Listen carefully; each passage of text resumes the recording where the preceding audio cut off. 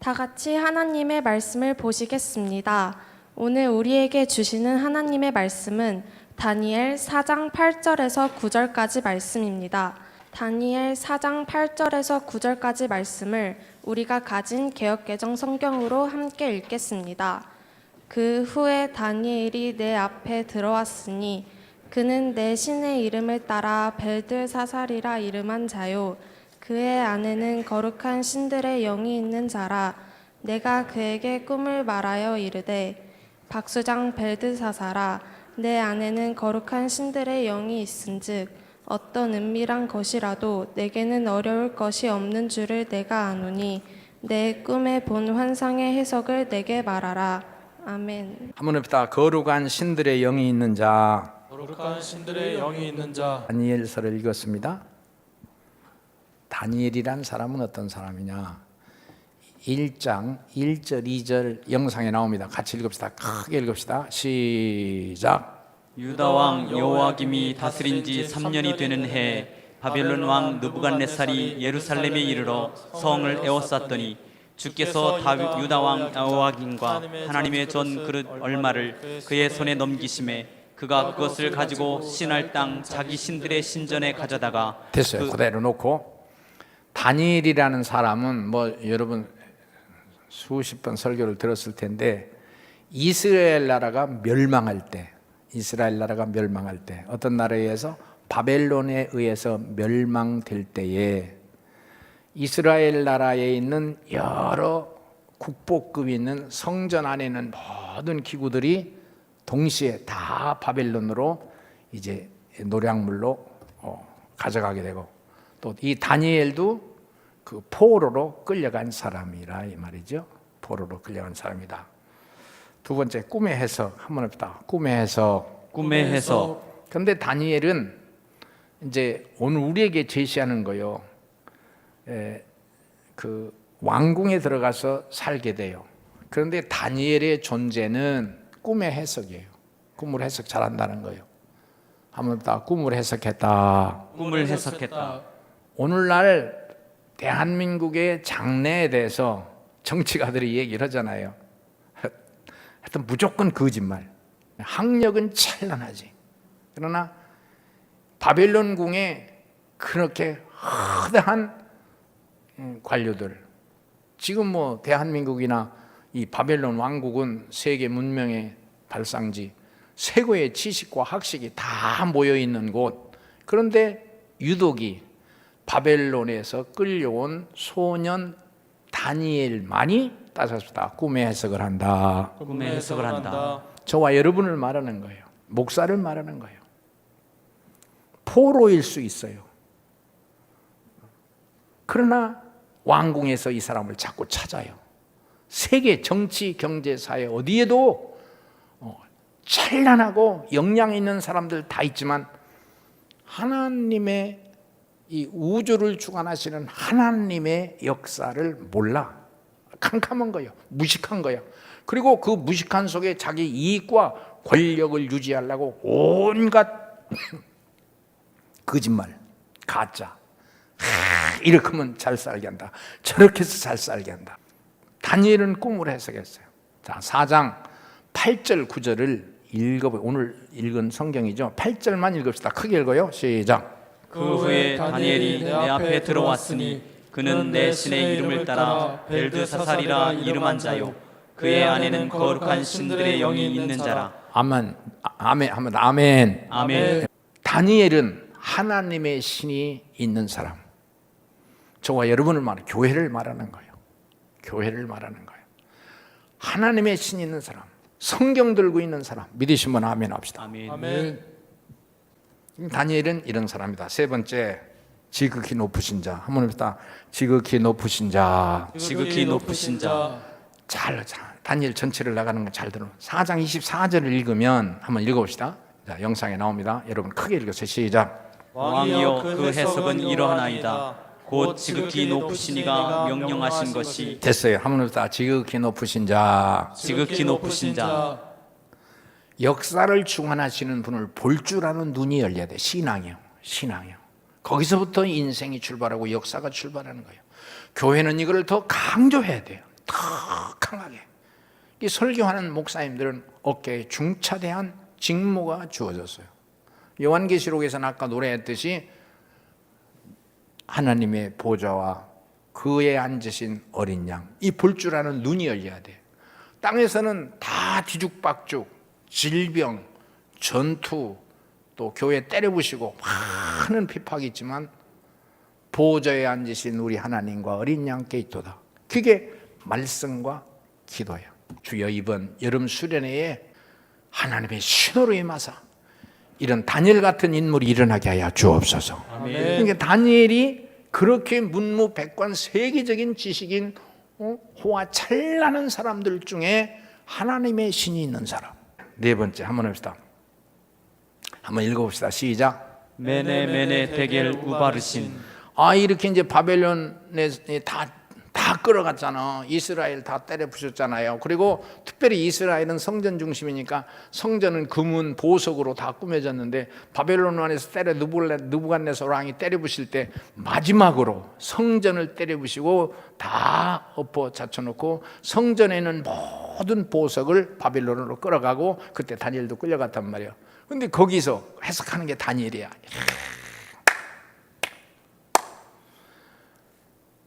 선왕이 느부갓네살 왕이 뺏어왔고 그 이제 후손의 왕들이 바벨론의 세력이 너무 크니까 잔치를 벌리는 거예요. 술잔치를 벌리고 환락의 잔치를 벌리고 타락의 잔치를 벌리고 음란의 잔치를 벌리고 권력이 너무 크니까 결국은 우리나라 정치하는 사람도 마지막은 저 사람들 다 마찬가지요. 이 정당이 무너지고 저 정당이 된다. 절대 속지 마세요. 3년만 지나가 봐. 똑같아. 이제 그거를 타락하거나 변질되지 않고 그 처음에 가졌던 마음을 유지할 수 있어요. 처음에 가졌던 마음도 인간이 거룩하거나 위대하진 않아요. 처음에 가졌던 마음도 편의상 이제 도덕 윤리의 기준 내서 좀 잘해보겠다는 것 뿐이지 성경이 있어야 돼. 내가 뭐 지금 대통령 나온다는 사람 한 20여 명 있는데 내가 지금 이름 대면서 기도할 때 주여. 그럼 목사 같은 사람이 돼야 되냐? 아니요. 대통령을 뽑는 거지 목사 뽑는 건 아니거든. 야, 하나님 말씀 있는 다윗 같은 사람이 일어났으면 좋겠는데. 목사님의 교육을 받은 장로님들이 일어나야 되는데. 내가 이런 마음을 주시는 걸 보면 우리 교회에서 진짜 국가를 경영할 사람도 일어날 줄로 믿습니다. 아멘. 하나님이 하시면 되는 거예요. 다니엘은 포로로 끌려갔는데 왕궁에 들어간 것도 기적이고 왕궁에 들어갔는데 그렇게 향찬란한 세계적인 학식과 학벌을 가진 사람들이 즐비하게 그냥 아주 모래알처럼 써있는 중에 다니엘을 찾는 거예요. 하나님이 신의 감동. 왜? 역사 해석할 사람이 없으니까. 모르니까. 미래를 모르니까. 근데 그렇게 잔치를 하는 거예요. 하나님을 섬기던 은기병, 근기병을 갖다 놓고 부어라 마셔라 하는 거예요. 부어라 마셔라 하는 거예요. 그때 벽에 손이 나타나서 글씨를 썼는데 저런 것이 메네 데겔 우바르신 글씨가 나. 자, 5장 25절 읽어봅시다. 크게 읽어봅시다. 시작. 기록된 글자는 이것이니 곧 메네 데겔 우바르신. 해석할 사람이 없어. 세상에 되어지는 것. 여러분 광화문에서 떠드는 거에 넘어가지 마세요. 나도 얼마나 많이 그 참석합니까? 그러나 참석해서 보는 거지. 지금은 이게 아니구나. 이 정도 가지고는 안 되는구나. 이 정도 가지고는 안 돼. 하나님의 손길. 그 예수 믿는 사람들 많고 하지만 아니야. 목사도 많지만 아니야. 메네 데겔 우바르신. 하나님이 저울로 재봤더니 모자르다. 그 바벨론 왕이요. 바벨론 왕은 세계 최고인 줄 알지만 하늘에 한 기준 높으신 자가 볼 때는 하나님의 기준이 떨어지는 거예요. 그래서 그거를 다니엘이가 해석하는 거예요. 그런데 그날 밤에 5장 30절 읽어봅시다. 30절 그날 밤에가 있어요. 같이 읽읍시다. 시작. 그날 밤에 갈대 왕 벨사살이 죽음을 당하였고 됐어요. 그날 밤에 혁명이 일어나고 그 잔치를 벌이던 벨사살 왕은 죽고 그리고 왕권이 바뀌어요. 그날 밤에 어느 때까지입니까? 하나님의 시간 잘 연결해야 되는데 한번 더 8장 13절 한번 읽어볼게요. 8장 13절. 자, 내가 들은 즉 시작. 내가 들은즉 한 거룩한 이가 말하더니 다른 거룩한 이가 그 말하는 이에게 묻되 환상에 나타난 바 매일 드리는 제사와 망하게 하는 죄악에 대한 일과 성소와 백성이 내준 바 되며 집할필 일이 어느 때까지 이를고 하매. 하면서 어느 때까지입니까? 어느 때까지입니까? 성서가 무너지고 죄악이 가득한 발로 성전을 짓밟고 더러운 손길과 망치로 성전과 성도의 예배 처소를 짓밟고 비웃고 조소하고 예배당을 비웃고 예수 믿는 사람을 우습게 여기고 어느 때까지입니까? 이게 다니엘의 질문이요. 역사의 주권이 왕 정도에 있는 게 아니야. 우리 눈이 일단 바꿔줘야 돼. 그렇게 부러워할 것도 없고 부러워할 것도 없고 예수 이름으로 눈이 열려 하늘이 열렸다는 건 심령이 열려서 하나님과 내통이 돼야 돼. 하나님과 내통하는 건 말씀의 내통이고 하나님의 설교와 찬양을 통해서 하나님의 음성이 자기 속에 개인적으로 들려야 되는 거예요. 어느 때까지입니까? 한번 합시다. 어느 때까지입니까? 어느 때까지입니까? 결국 바벨론은 무너지게 된다는 그 해석을 쭉 해나가면서 정한 때가 있다 하면 정한 때가 있다. 정한 때가 있다. 하하.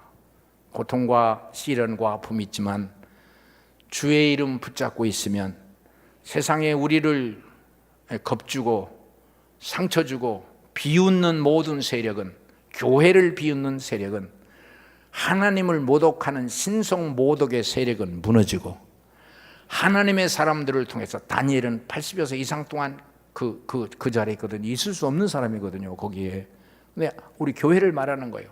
무너진 것 같지만, 포로가 된 것 같지만, 금방 죽음을 당할 것 같지만, 때로는 사자굴에 집어 던져서 금방 일촉즉발 사자의 밥이 되고 손발 피에서 피가 쏟아져서 금방 죽을 것 같지만 하늘의 하나님께서 지키시는 줄로 믿습니다. 아멘. 내가 그 믿음을 가져야 돼요. 믿습니까? 아멘. 내가 이 내용과 함께 재밌는 예화를 설명하고 마치겠습니다.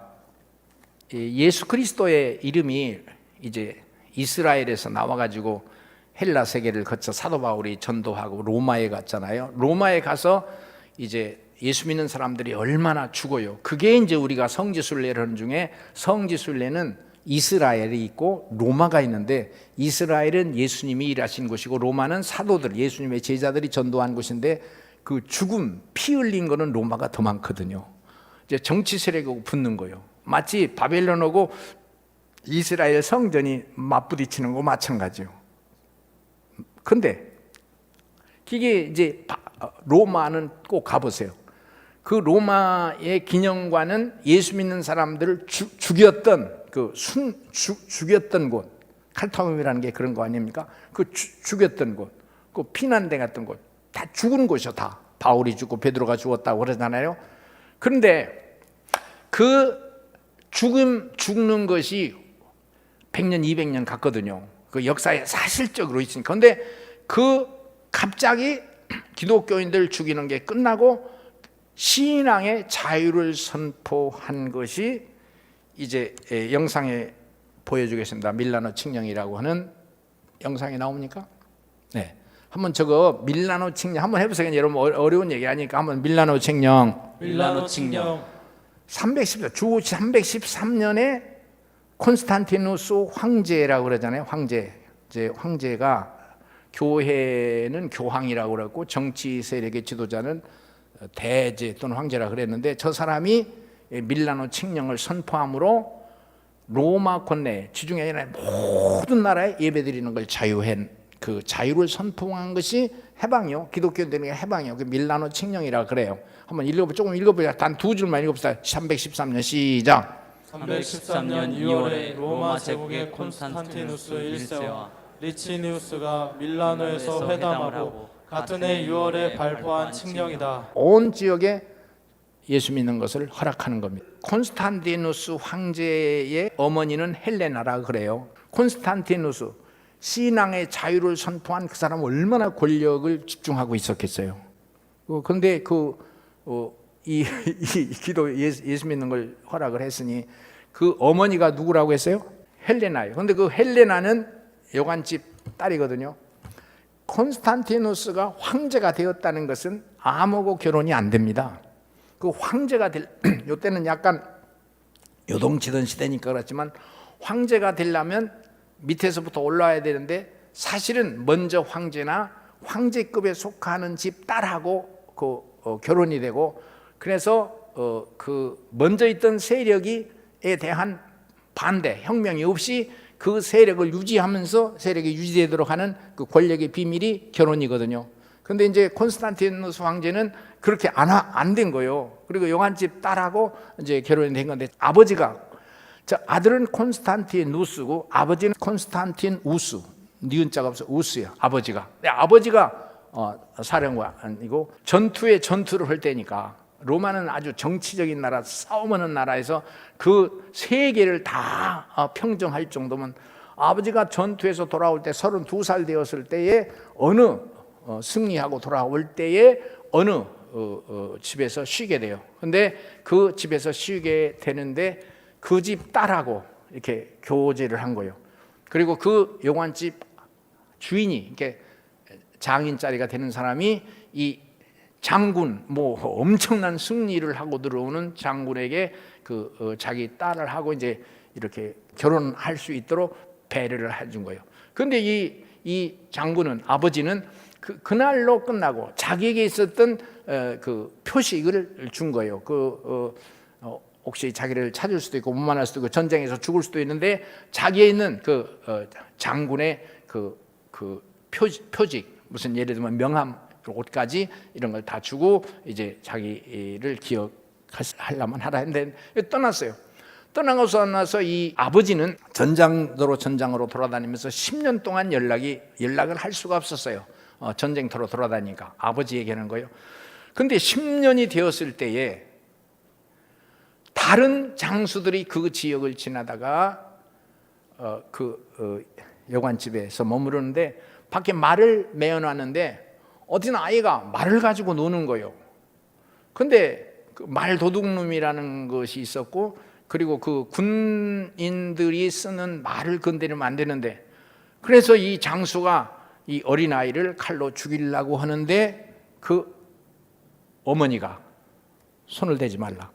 이 아이는 장군의 아들이다. 그러면 그 표시가 뭐냐 해서 자기가 받은 걸 보니까 그게 자기 직속 최고 사령관 콘스탄티누스의 아버지인 콘스탄티누스란 말이야. 하하. 그래서 그걸 가지고 그 부하 장군이 자기의 본 그 최고 사령관에게 얘기를 해서 이제 만나게 돼요. 근데 이제 문제는 아들은 인정을 할 수 있는데 계속 이제 로마 전역에 황제가 되는 길로 하려고 한 건 아닌데 가는 길에 얼마나 많은 경쟁이 있냐면 그 부인이나 자식들 어떤 때는 이렇게 감금도 되고 그 부인 편에서는 여관집 주인이요. 진짜 밀라노 칙령을 발의한 헬레나 편에서는 너무 아픈 인생을 사는 거예요. 자기가 뭐 콘스탄티누스한테 그 장관한테 뭐 시집을 가고 싶은 것도 아니고 아버지의 배려로 이렇게 된 건데 자식을 마침 낳아서 어머니가 됐어요. 근데 그때에 그 로마에는 기독교인들이 이렇게 막 죽이고 살리고 하는 그 아주 살벌한 나라를 뺏는 것보다도 더 살벌한 그 영적인 전투가 있었단 말이에요. 근데 이 어머니가 뭐 알아서 하는 게 아니라 피해받는 핍박받는 그리스도인다라고 사귀면서 이 사람이 교회로 끌려 들어간 거예요. 그러니까 아들을 사랑하는데 그 아버지하고는 굉장히 친해서 그 이후는 그 아버지가 콘스탄티누스 아버지가 아들 이제 밀라노 칙령을 발표한 건 아들이잖아요. 여관집 아들이잖아. 그거 굉장히 좋아하고. 그런데 이제 합법적인 결혼이 안 되니까 이제 높은 관직에서 다 반대하는 거예요. 근데 얼마나 우여곡절이 많았겠어요. 나중에 이제 아주 최고의 그 황제권을 보유하게 되는 것이 이제 밀비안 전투라고 하는 것인데, 그 전투는 참 신비한 거예요. 그 막센티우스라는 상대편의 장군과 이쪽은 이제 아들, 여관집 아들 콘스탄티누스, 헬레나의 엄마하고 전투가 붙는 것인데, 그 전투에서 이기는 사람이 이제 로마 전 세력을 다 차지하게 되는 거예요. 그런데 이 전투는 그 밀비안이라는 게 다리인데, 이 다리를 놓고서 양쪽에서 대결을, 이 콘스탄티누스 여관집 아들로서는 이길 수가 없어요. 전투력이. 이 막센티우스의 본 군대가 이 2배 이상의 강력한 군대를 가지고 있었어요. 그런데 내용은 많아요. 전쟁 하루 전에 이 콘스탄티누스, 헬레나의 엄마의 헬레나의 아들이죠. 콘스탄티누스 꿈에 이런 표시가 오는 거예요. 저게 영어로는 XP잖아요. 그러나 그리스에서는 그리스토스라고 하는 시작의 단어가 되고, 저 깃발을 보여주면서 이 깃발로 승리하라. 모든 군인들의 군복과 방패에 저 표시를 하는 거예요. 그래서 이 전투를 나갔는데, 이 전투가 계산이 안 된 질 수밖에 없는 건데, 콘스탄티누스가 아주 극적인 승리를 해서 로마의 최고의 황제가 되고, 그로부터 바로 313년 밀라노 칙령을 발표해서 모든 로마 권역에 있는 사람들에게는 신앙의 자유를 갖도록 말한 줄로 믿습니다. 이 내용인데, 자, 여기서 그 어머니의 역할이 얼마나 컸겠어요. 어머니 역할을. 어떤 면에서는 사생어나 마찬가지고, 진짜 서자의 서자 취급밖에 당할 수 없는 그 권력 세계에서 밀리고 상처받고 쳐주지 않는 거예요. 그런데 그 어머니 아픔이 교회 가서 오늘 우리가 이 기도하자는 거예요. 헬레나가 되자는 거예요. 우리의 자녀들, 제자들 가운데 한 역사를 평장하고 예수 그리스도 이름을 빛낼, 그리스도 예수 이름이라고 하거든요. 환하게 비추는 인물이 일어나기를 소원합니다. 아멘. 로마에서 콘스탄티누스하고 막센티우스하고 벌였던 이 전쟁, 그보다도 더 큰 전쟁이 지금 우리나라에 일어나고 있다고 보는 것이거든요. 한번 합시다. 예수의 이름으로. 예수의 이름으로. 누가 해석하겠어요? 이게 콘스탄티누스에게 하나님이 보여주신 거예요. 나는 그 콘스탄티누스 그때도 신앙이 있는 게 아니거든요. 근데 어머니의 기도가, 나중에 이제 아들이 로마의 황제가 되는 거 아닙니까? 어머니의 소원이 뭐냐? 잘 먹는 게 아니야. 화장품 좀 사줘라. 악어 핸드바 하나 사줘라. 지중해에 있는 맛있는 우럭 회 좀 사주라. 그런 게 아니야. 야야, 아주 세계 최고의 권력을 가진 왕의 아들이니까 그 아들이 엄마의 그 무시받고 멸시받던 거 자기 알고, 다 엄마를 얼마나 알아갔어요. 그 엄마가, 아들아, 이 코로나가 심한데 침대 좀 바꿔주라. 그거 안 하고,